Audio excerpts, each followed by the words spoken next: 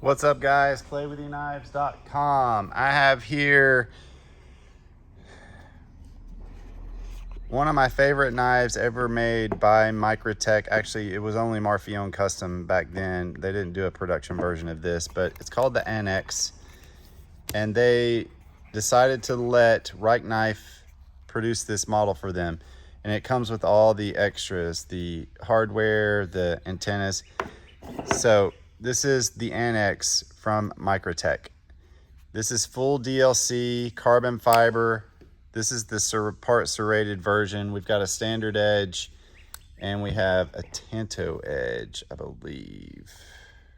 No, that's drop point, part serrated.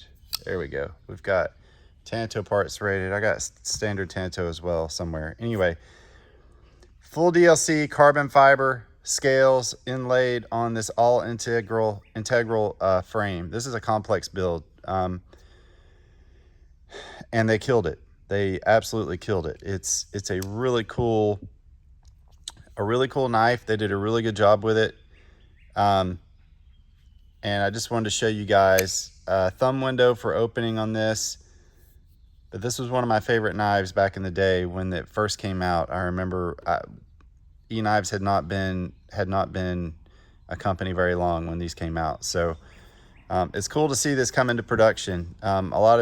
Many have their own opinion on being made overseas, and I get it. It's fine. You don't have to like it. I will say they killed it. They knocked it out of the park. They did great with the SOCOM Bravo. They did really good with this as well. So if you are a fan of the Anax, then the custom version, you're going to love the production version. So this is it. We've got a bunch of models in stock, guys, and I just wanted to show you the Anax from Microtech.